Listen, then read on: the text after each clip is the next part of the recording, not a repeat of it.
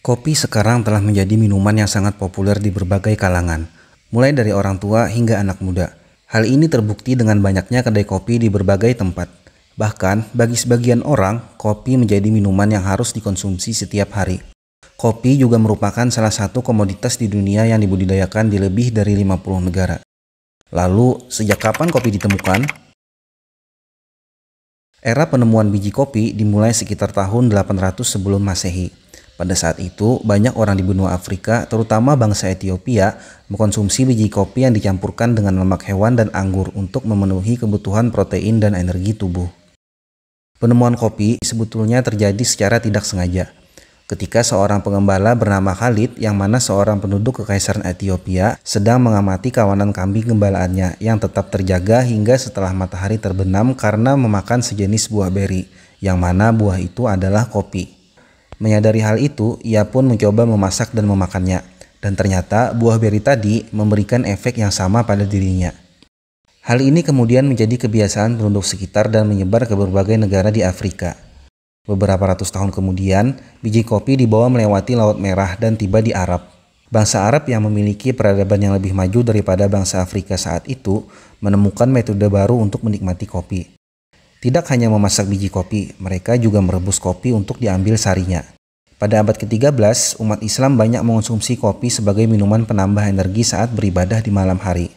Kepopuleran kopi pun turut meningkat seiring dengan penyebaran agama Islam pada saat itu, hingga mencapai daerah Afrika Utara, Mediterania, dan India. Namun, pada tahun 1511, kopi sempat dilarang oleh para pemimpin di Arab Saudi. Ada beberapa versi tentang alasan pelarangan minum kopi pada saat itu. Salah satunya karena kopi yang memberikan efek fisiologis. Namun tidak lama kemudian aturan pelarangan kopi ditiadakan. Kopi yang semakin populer kemudian menembus pasar Eropa. Biji kopi dibawa masuk pertama kali ke Eropa secara resmi pada tahun 1616 oleh seorang saudagar Venesia. Ia mendapatkan pasokan biji kopi dari orang Turki. Namun jumlah ini tidaklah mencukupi kebutuhan pasar. Oleh karena itu, bangsa Eropa mulai membudidayakannya. Bangsa Belanda adalah salah satu negara Eropa pertama yang berhasil membudidayakannya pada tahun 1616. Kemudian pada tahun 1690, biji kopi dibawa ke Pulau Jawa untuk dikultivasi secara besar-besaran. Dari masa ke masa, kopi menjadi minuman favorit di berbagai belahan dunia. Di Indonesia saja, kebutuhan akan kopi terus meningkat di setiap tahunnya. Kopi juga memiliki efek positif pada tubuh kita. Kandungan kafein yang terdapat di dalam kopi ternyata mampu menekan pertumbuhan sel kanker secara bertahap. Selain itu, kafein mampu menurunkan resiko terkena diabetes mellitus tipe 2 dengan cara menjaga sensitivitas tubuh terhadap insulin. Kafein di dalam kopi juga telah terbukti mampu mencegah penyakit serangan jantung.